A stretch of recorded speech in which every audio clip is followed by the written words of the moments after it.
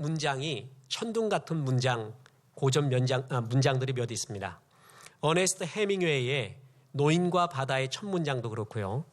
카프카의 변신의 첫 문장도 그렇습니다. 그런데 그에 못지않게 세계 문학사의 명문장, 천둥 같은 첫 문장이라고 시작되는 소설 하나가 있습니다. 오늘 엄마가 죽었다. 이렇게 시작되는 소설 까뮈의 이방인입니다. 평범한 셀러리맨이었던 메루소, 그는 엄마가 죽었습니다. 그러면 사실 존재의 한 부분이 무너지는 것이거든요. 흔들려야 되고 어찌할 바 몰라야 됩니다. 그것이 당연한 논리입니다. 그런데 메루소는 아무렇지 않습니다. 그냥 장례식에 눈물 한 방울 흘리지 않습니다. 그 다음 날 자기 여자친구와 해변가에 가서 노닥거리고 코미디 영화를 보고 웃습니다. 그리고 그 다음 날에는 어찌어찌 연루가 되어서 아랍인을 총으로 쏴 죽입니다. 그리고 확인 사살까지 합니다. 그러고도 느낌이 없어요. 재판에 회부됩니다. 왜 사람을 죽였냐 그러니까 태양이 너무 뜨거워서 죽였대요. 그러니까 재판정은 웃음바다가 됩니다. 예심 판사, 변호사가 조언을 합니다. 그래도 받아들이지 않습니다. 그는 사형 선고를 받습니다. 그 후에 그를 회개시키려 마지막에 신부가 오게 됩니다. 그를 조롱하고 저주하기까지 합니다. 그리고 사형 언도가 시작되는 날 오히려 자유를 느낍니다. 이제 다시 한번 살아볼 수 있을 것 같은데, 이런 아이러니한 말을 하고 마지막 소원이 있는데, 내가 사형 집행을 하는 그날 많은 사람들이 왔으면 좋겠다. 그래서 분노의 함성으로 나를 쳐다보았으면 좋겠다. 그러고 죽어갑니다. 이게 이방인의 줄거리입니다. 자, 여러분 이해할 수가 있습니까? 이해할 수 없습니다.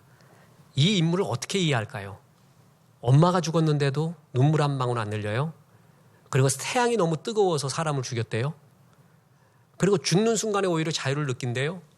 그리고 죽는 순간에 분노의 함성으로 많은 사람이 나를 저주해다오. 난 그걸 받으며 가겠다. 이게 이해할 수가 있습니까? 이 책의 제목이 이방인, 영어로 아웃사이더로 되어 있습니다. 근데 저는 그것이 잘못 번역됐다고 믿습니다. 아웃사이더는요, 체제 안에 있는 비주류를 의미합니다. 그죠? 체제 안에 있어요. 근데 이 사람은 체제 안에 있는 사람이 아니에요. 체제 밖에 있어요. 이 체제로서 이해할 수가 없는 사람이에요. 그래서 어떤 번역가는 이방인을 다를 이자 방방자, 다른 방에 있는 사람이래요. 이 방의 구속에 있는 사람이 아니라 아예 다른 방에 있는 사람이래요. 이해할 수 없는 사람이죠. 이거를 쓴 까미는요, 몇 달 뒤에 시지프스 신화라는 책을 짓습니다. 그리고 이 메르소에 대한 주석을 자기가 가해요. 그러면서 뭐라 그러냐면 그 사람을 어떻게 이해해야 되느냐. 합리와 비합리로 이해하지 말라. 선과 악으로 이해하지 말라. 도덕과 비도덕성으로 그 사람을 이해하지 마라. 그는 부조리라는 인간이다. 완전히 다른 인간이래요, 부조리. 그래서 부조리라는 유명한 말이 거기서 나오기 시작합니다. 부조리는 조리에 안 맞는다는 거죠. 부조리는 뭐냐면 합리성을 요구하는 인간이 합리적이지 않는 사회를 만났을 때, 그랬을 때 느끼는 괴리, 그거를 부조리라고 그래요. 어쩔 수가 없대요. 그래서 합리적이라고 여겨서 따라가 봤더니 그 합리의 끝이 전쟁이 나더라는 거예요. 그래서 이방인은 전쟁 중에 나오지 않습니까? 너희가 이것이 의미 있다고 말하고 합리적이라고 말하는 세계를 내가 쫓아가 봤더니 전쟁이 일어나더라. 이게 합리적인 거냐? 나를 더 이상 합리성, 의미성으로 나를 가두지 마라. 나 차라리 부조리다. 이 세상은 부조리하다. 그렇게 얘기하고 있습니다. 그러면서 실존주의 유명한 부조리가 나오게 됩니다. 왜 이 이야기를 하는가? 여러분, 이 세상을 살려면 제정신 갖고 살 수 없다. 세상이 미쳤기 때문에 나도 살짝 미치던가, 부조리한 세상을 제정신으로 살려면 이방인으로 살 수밖에 없다. 이렇게 말하고 있어요. 그런데 이것은 까미만, 세상 사람만 느낀 게 아니라 그리스도인까지 느끼고 있다는 것이죠. 부조리를. 오늘 그 얘기를 하려고 한 겁니다. 우리 그리스도인조차도 느낄 수 있는 이 부조리한 세상 속에서 우리는 과연 그리스도의 이름으로 승리하는 삶을 살 수가 있을까? 성경은 가능하다고 말합니다. 오늘 그것이 주제입니다. 자, 여러분, 이 부조리한 세상에서 승리하는 삶을 살려면은 두 가지가 있습니다. 첫째는 삶의 부조리한 현장을 하나님이 이해하고 있다는 것을 받아들여야 됩니다. 이 삶의 현장을 주님이 알고 있다. 이거를 받아들이면서부터 우리는 부조리한 삶의 승리가 시작됩니다.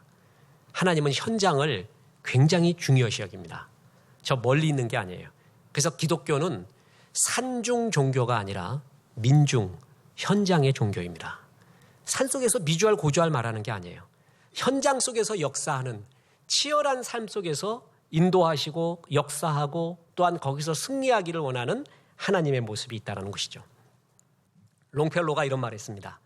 Life is real. 유명한 시죠. 삶은 리얼하대요. 레알하대요. 레알. 요즘 말로 하면은 삶은 추상적이지 않대요. 리얼하대. 치열하대. 척박하고 아픔도 있고 피내린내 나는 싸움도 있고 Life is real. 그런데 그 다음 구절이 사람 환장해. Life is honest. 그래도 삶은 정직해야 된대. 그래도 삶은 엄숙해야 된대요. 이게 환장해요. 여러분 이게 됩니까? 니체가 그런 말 했죠. 악마를 없애려고 악마와 대결하느라 네가 더 큰 악마가 되지 마라. 그런데 현실은 내가 더 큰 악마가 돼야 이겨요. 이게 현실 아니에요. 자, 하나님은 현실을 중요시 여겨요. 현장에 있어요. 지금 여기에 계시다 말이죠. 그런데 우리가 느끼는 삶의 현장은 뭐라고요? 부조리라는 것이에요. 부조리. 자, 보세요. 지금 시편 기자도 그 얘기를 하고 있습니다. 이는 3절부터 보면 내가 악인의 형통함을 보고 오만한 자를 질투하였음이로다. 죽을 때도 고통이 없고 힘이 강건해. 사람들이 당하는 고난은 그들에게 없는 것 같아. 그들은 굉장히 교만해요. 또 7절 보면 너무나 재밌어요. 살찜으로 그들의 눈이 솟아나며 얼마나 많이 먹어댔는지 눈이 안 보인대. 이렇게 그 정도로 올라가고요. 그들의 소득은 마음의 소원보다 많대요. 저 사람 저렇게 벌어서는 안 되는데 어떻게 저렇게 많이 벌어요? 나는 쇠가 빠지는데도 안 되는데, 정직하고 하나님 앞에 사보려고 하는데 나는 안 되는데 저 사람은 소원보다 어떻게 더 많아요? 이게 벌써 시편 기자가 뭘 얘기하는 거예요? 악인의 형통함으로 인한 삶의 부조리를 말하고 있습니다. 그들은 능욕하며 악하게 말하며 거만하기까지 합니다. 심지어는 하나님은 안 계셔라고 말한다는 거예요. 11절에. 하나님이 계시면 나 같은 사람 벌 주지 않을까? 하나님이 안 계시니까 가만히 계시는 거지. 이런 지존자에 대한 모독의 말까지 하는데 하나님 어떻게 가만히 있습니까?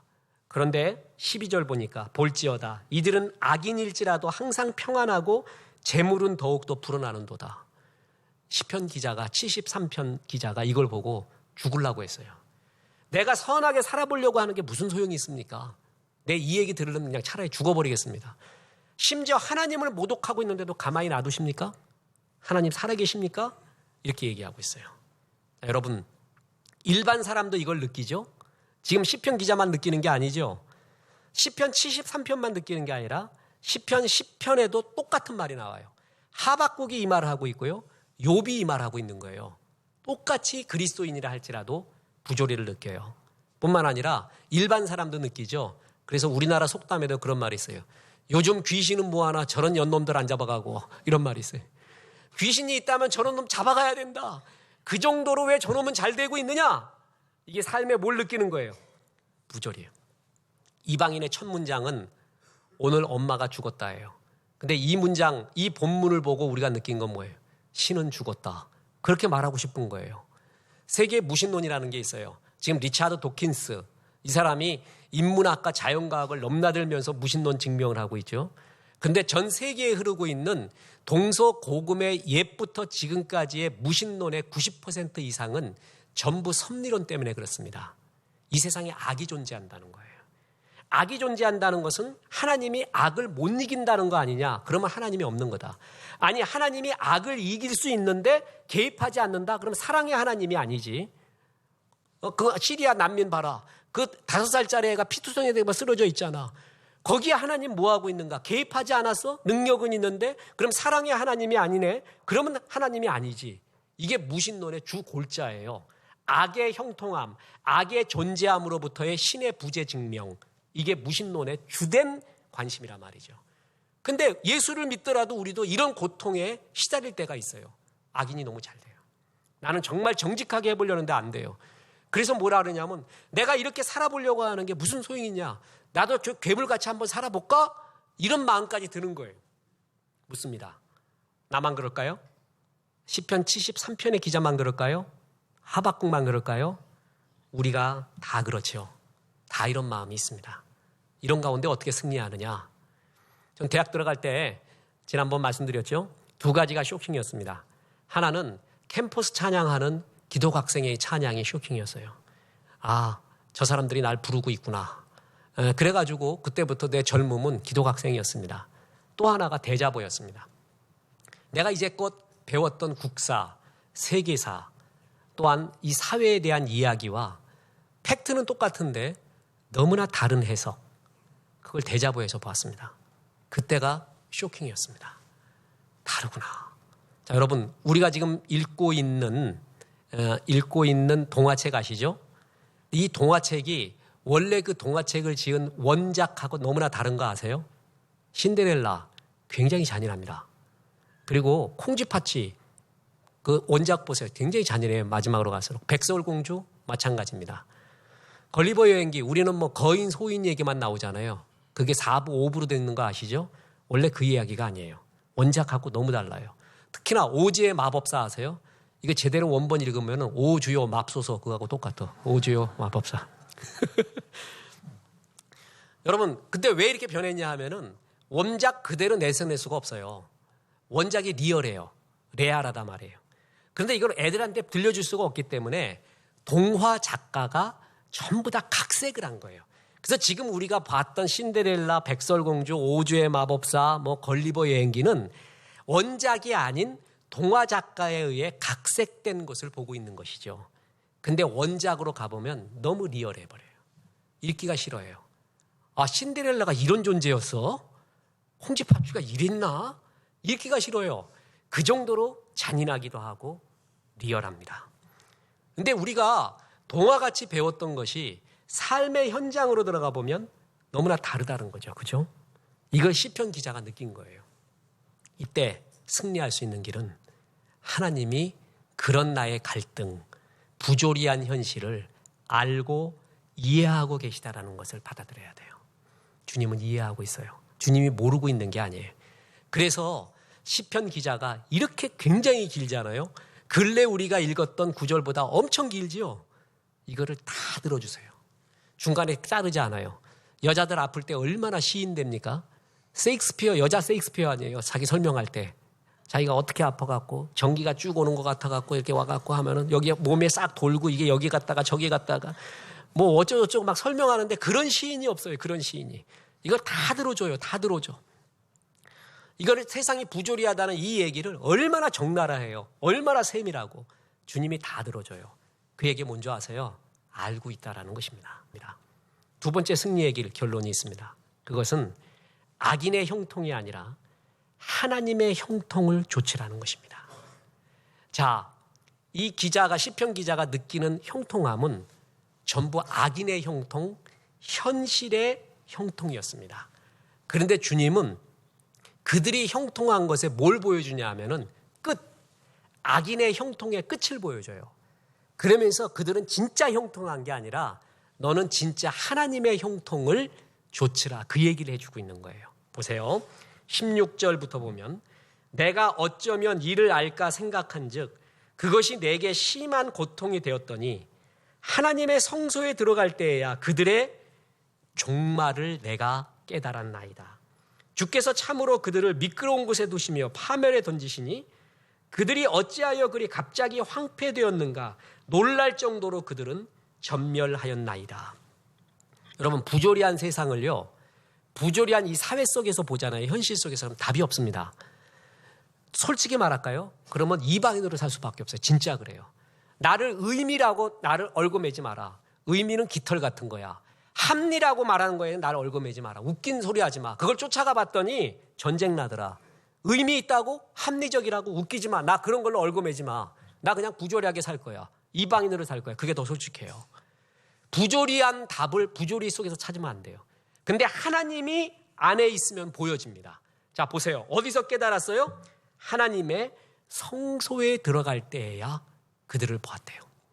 하나님이 성소에서 주의 나라에서 뭘 보여주냐 하면은 악인이 형통한 게 아니라 그들의 끝을 보여주는 거예요. 그러면서 진짜가 뭔지를 보여주는 겁니다. 자, 여러분, 아까도 보면 이 말이 모순되는 것 같죠. 그들은 죽을 때에도 평안한 것 같고 죽을 때에도 그냥 당당한 것 같고 그렇게 보는데 주님은 끝을 보여줬다고 하고 시편 기자는 뭐냐면 이 끝이 전멸되는 걸 보았다 그러죠. 황폐하게 없어지는 거. 그걸 보았다 그러잖아요. 주님은 진짜 끝에 끝을 보여준 거예요. 죽는 것도 끝이 아니에요, 여러분. 죽고 난 다음이 끝이야. 그 다음의 세계가 진짜 끝이거든요. 주님은 그 세계를 보여주면서 그들이 형통한 게 형통한 것이 아니었다라고 말합니다. 자, 보세요. 하나님의 성소에 들어갈 때에야 그들의 종말, 끝을 내가 깨달았습니다.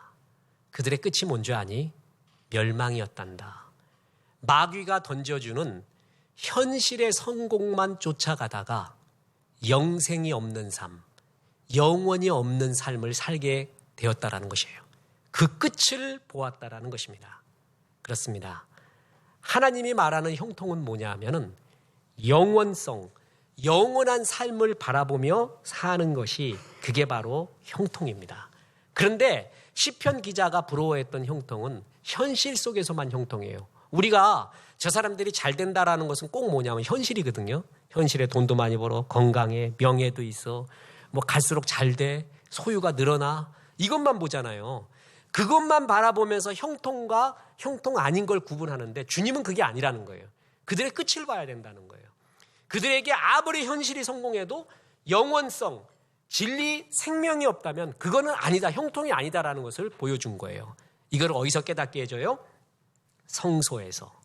그래서 마귀는 항상 뭐냐 하면은 영원을 배제한 현실에서의 성공만 집중하게 만듭니다. 그게 아니라는 거예요. 시편 기자는 그걸 깨달은 거예요. 여러분, 소는 죽을 때 자기가 죽는 걸 안다고 그래요. 그래서 운대요. 전 잘 모르겠습니다. 근데 돼지는 그게 없대요. 돼지는 그래도 힘세가지고 안 갈라 그러는데 돼지를 도살장으로 가게 하는 방법 중에 하나가 뭐예요? 예, 콩깍지를 던져준대요. 앞에다가. 계속 그것만 먹고 간대요. 계속 그것만 먹고 도살장으로 가는 것도 모른대요. 묻습니다. 콩깍지를 먹고 가는 게 그게 잘 되는 거예요? 근데 세상적으로 보면 잘 되는 것처럼 보인다니까요. 계속 뭘 먹고 있어요? 콩깍지를 먹고 있어요. 그러니까 계속 소유도 늘어나는 것 같고 잘 먹는 것 같아요. 살도 찌고. 그러니까 잘 되는 것 같다는 거예요. 근데 하나님은 그게 아니라는 거예요. 그들의 끝을 보라는 거예요. 마귀는 항상 뭐냐 하면은 끝을 안 보여주고 지금의 길만 보여주고 있습니다. 자, 이런 말을 했죠. 여기 지금 8차선 도로가 있고 오솔길이 있는데 어떤 길이 좋냐? 이거는 명제가 아니라 그랬죠. 명제는 참거짓을 나눌 수 있는 거를 명제라 그럽니다. 그러니까 지금 제가 한 질문은 질문 자체가 아니라는 거예요. 왜 그러냐 하면은 그 끝을 보여줘야지 질문이 됩니다. 자, 여기 8차선 도로야. 근데 끝이 낭떠러지다. 여기는 오솔길이야. 그런데 끝이 황금길이야. 황금궁전이야. 어느 길이 좋니? 이렇게까지 말해야 명제죠. 그런데 마귀는 끝을 안 보여줘요. 항상 마귀의 특징입니다. 지금의 길만 보여줘요. 그리고 그리스도인도 지금의 길, 나는 왜 지금 고생하느냐, 이것만 볼 때 항상 불평이 나오고 하나님이 섭리하는가만 봐요. 근데 하나님은 항상 끝을 보여줘요. 예배가 뭔지 아세요? 끝을 보는 거예요. 이 세상의 알파와 오메가, 끝을 보는 거를 예배라고 해요. 그때 하나님께서는 영원성을 보여주면서 야, 저거 콩깍지야. 먹고 도살장으로 가는 중이야. 그러면 야, 내가 콩깍지를 차라리 먹지 않고 버티고 있는 게 오히려 더 낫습니다 라고 알게 되죠. 현실의 부조리는 지금 현실만 갖고 얘기하면 안 돼요. 주님은 영혼을 보여주면서 하나님의 형통, 영원한 삶을 살면서 사는 것을 주님이 진짜 형통이라고 하는데, 시편 기자가 부러워했던 형통은 영원성이 없는 현실의 형통만 부러워했다라는 것입니다. 성소에서 그걸 깨달아요. 그때 해결이 되는 거예요, 마음이.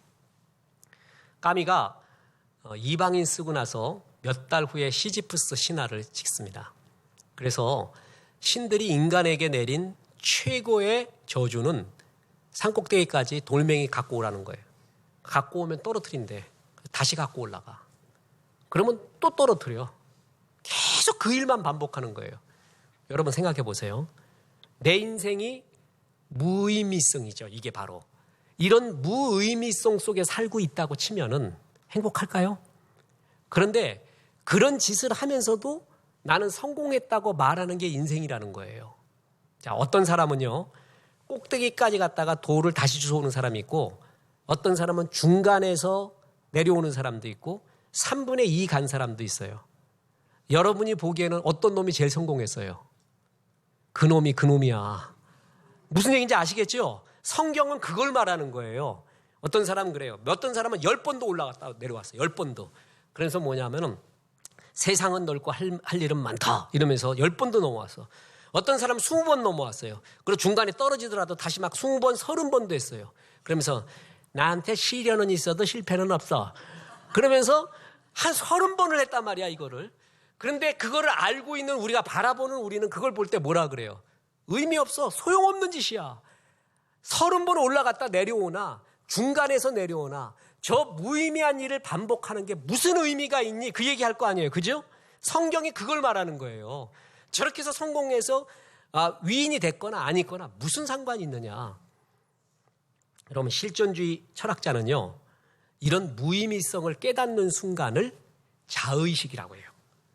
근데 이방인에서는 언제 깨달았냐 하면은 죽기 전에 깨닫습니다. 그래서 실존주의자들이 삶의 부조리와 무의미성을 깨닫는 접촉 포인트가 너무 작아요. 죽는 순간, 까미는 멸망의 순간 나는 자의식이 깨어난다. 뭐 이런 얘기를 하는데 우리 주님은 죽기 전에 깨닫게 하지 않아요. 예배 때마다 보게 해요. 그리고 고난이 올 때마다 그리스도인도 부조리를 느끼면서 부조리 속에서 죽게 만들지 않고 뭘 바라보게 하냐면 영원을 바라보게 만듭니다. 이게 하나님이 그리스도인에게 고난을 주시는 이유 중에 하나입니다. 그리스도인이 잘하려고 하는데 안 됐잖아요. 그러면 뭐 늘 많이 부르는 옛날 찬양 있잖아요. 죄 많은 이 세상은 내 집안이요 내 모든 보화는 저 하늘에 있네. 여기 내 세상 아니야. 세상 이런 거지 뭐. 여기서 다 쇼부 보려고 하지 않고 천국도 바라봐요. 그리스도인이 부조리를 느껴요. 이런 고난 속에서 뭐냐 하면 여기가 다가 아니구나 라는 걸 더욱더 알아요. 그래서 세상 떠날 때 편해. 내가 여기서 다 쇼부 보려고 하면은요, 사람은 엉뚱해서 못 떠나. 엉뚱이 뭐예요? 엉덩이가 뚱뚱해져 갖고 떠날 수가 없어. 떠날 수가. 날아갈 수가 없어. 그냥 아주 가볍게 날아가야 되는데, 근데 너무나 아이러니한 게 그리스도인이 이 세상의 부조리, 고난을 느끼면 느낄수록 이 세상이 전부가 아니라는 걸 알아요. 그래서 떠나기가 쉬워요. 참 희한한 아이러니 아닙니까? 그리고 꼭 고난뿐만이 아니라 주님은 예배 때마다 이 세상 처음과 끝을 보여줘요. 지금과 같이. 그렇기 때문에 이런 시지프스 신화에 무의미하게 올라가는 세상의 성공, 그게 답이 아니라는 것을 느끼게끔 주님이 만듭니다. 마귀는 끝을 안 보여줘요. 그리고 지금 갖고 올라가는 거, 이긴 거, 현실의 성공만이 성공이라고 말해줘요. 그게 악인의 형통입니다. 자, 잘 들어보세요. 마귀는요, 예수님한테 천하 만물을 다 보여줍니다. 그리고 주겠다 그래요. 어떻게 주겠다 그러죠? 절만하면. 묻습니다. 천하 만물을 그렇게 쉽게 얻을 수 있어요?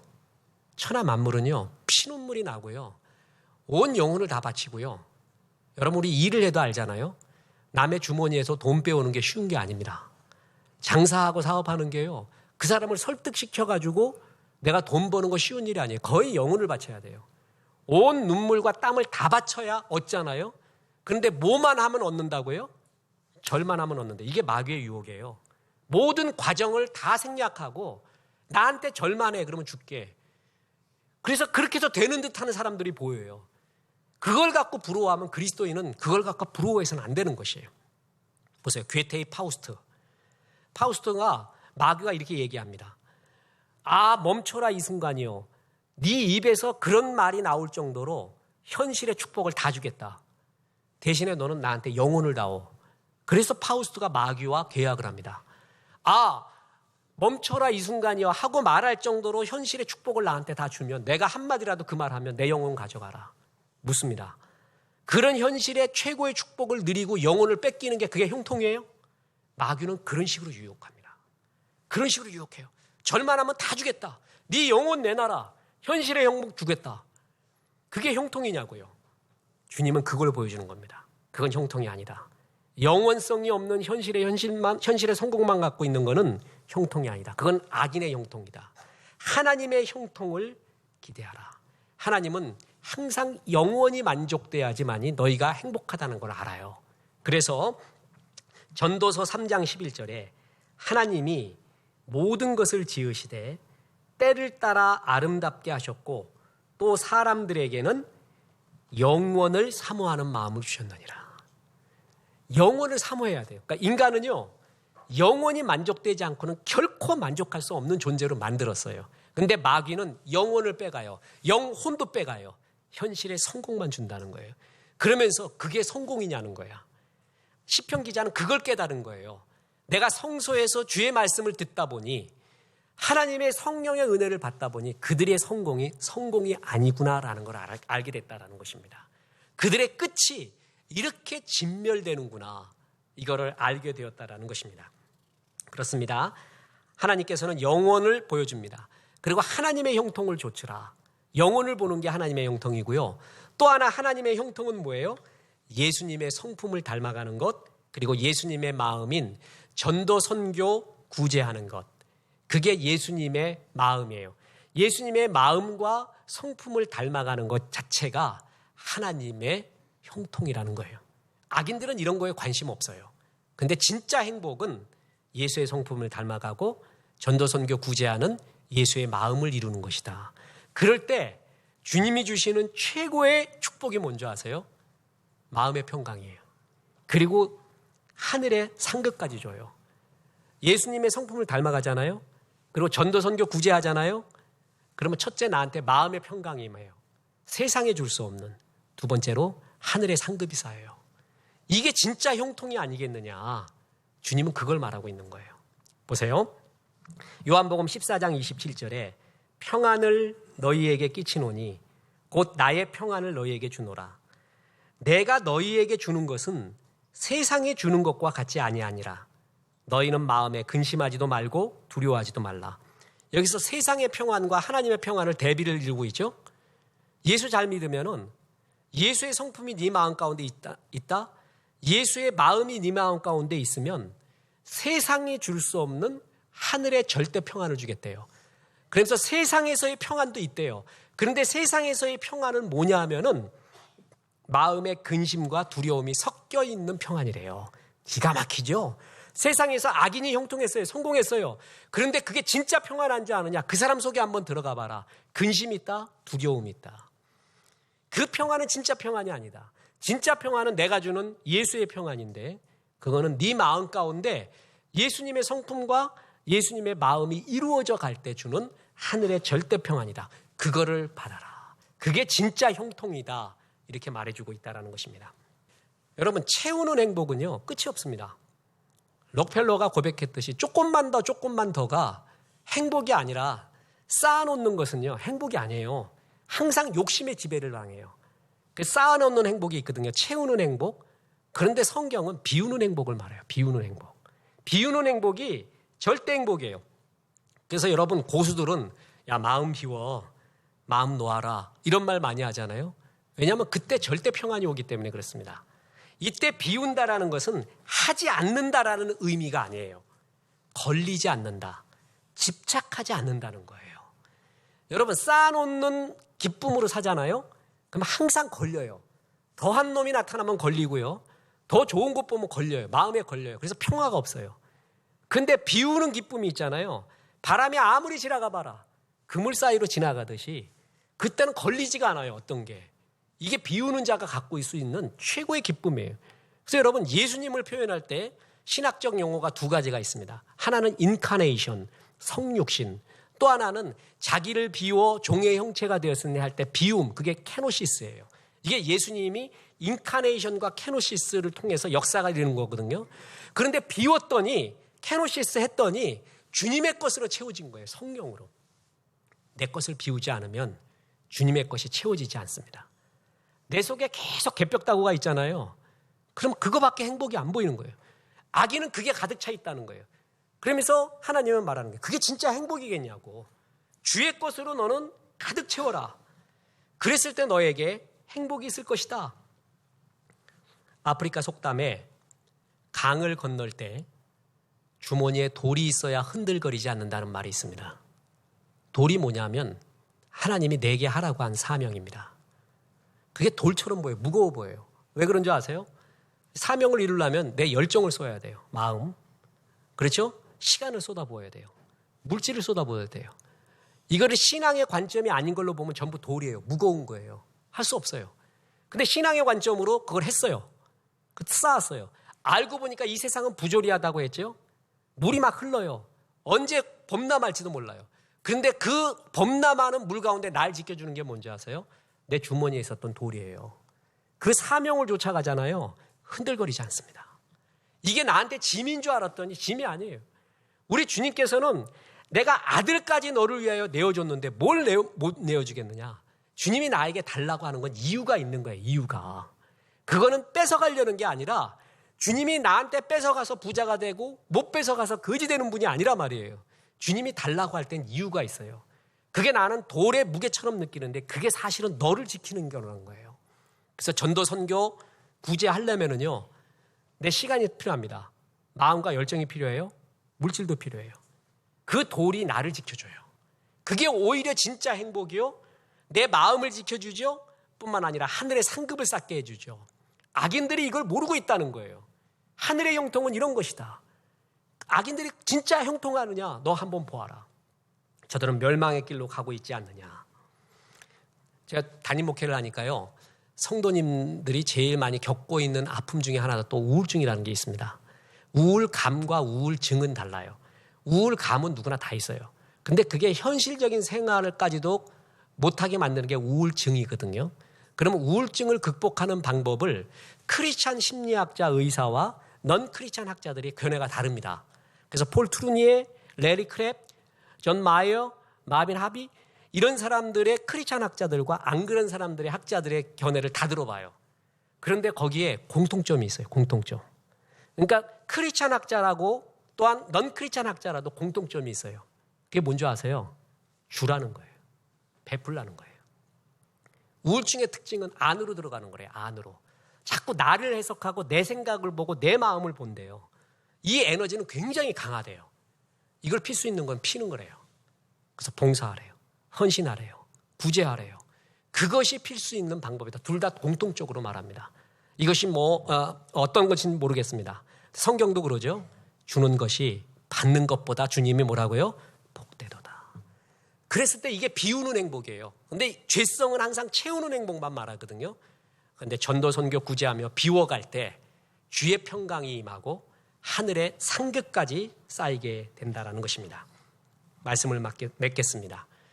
우리 주님께서는 지난 주일에도 말했지만 요셉 보고 형통했다고 합니다. 그런데 돌아보니까 형통하지 않아요. 노예로 팔려가 있습니다. 그게 형통해요? 요셉은 부조리한 삶을 제일 많이 느낀 사람입니다. 그 사람은 선하게 살려고 하는데 안 된 일만 계속 나왔어요. 그런데 주님이 보디발의 노예의 집에 있는 요셉 보고 형통했대요. 주님의 형통 개념은 다릅니다. 요셉은 꿈의 사람, 비전의 사람이었습니다. 주의 비전이 계속 이루어져 가고 있는 한 주님은 그 사람을 형통하다고 말합니다. 그 사람이 아무리 성공해 보여도 주의 비전이 이루어지지 있지 않아요. 주의 목적이. 그럼 형통한 게 아닙니다. 여러분 그렇습니다. 이 세상은 부조리합니다. 그런데 세상적 관점으로만 봐서 그렇습니다. 이 부조리한 세상 속에서 주님이 이기려면은 영원한 삶을 바라봐라. 그게 진짜 하나님의 형통이다. 예수의 마음인 전도선교 구제하고 예수의 성품을 이루어가는 성공. 그게 진짜 성공이지 나머지 악인의 성공은 의미가 없고 종말이 비참하다고 말합니다. 하나님의 성소에 와보니까 뭐가 진짜인지 보입니다. 부조리한 이 세상 가운데 주님은 하나님의 선한 섭리로 지금도 함께하고 있습니다. 그리고 수학의 천재 하나님이 다 계산하고 있습니다. 여러분 악인의 형통을 마음에 두지 말고 하나님의 말씀 갖고 씨름하십시오. 내게 주신 사명 갖고 씨름하십시오. 그래서 진짜 형통한 자 되십시오. 끝으로 이 말씀에 아멘 하는 사람은 이루어질 것이고 아멘 안 하려면 하지 마요. 그러면 안 이루어져도 난 상관없어요. 영원한 삶을 사시기를 주 예수의 이름으로 축원합니다. 예수의 성품을 이루시기를 주 예수의 이름으로 축원합니다. 전도 선교 구제하여 예수의 마음을 이루시기를 주 예수의 이름으로 축원합니다. 그런 가운데 현실도 승리하시기를 주 예수의 이름으로 축원합니다.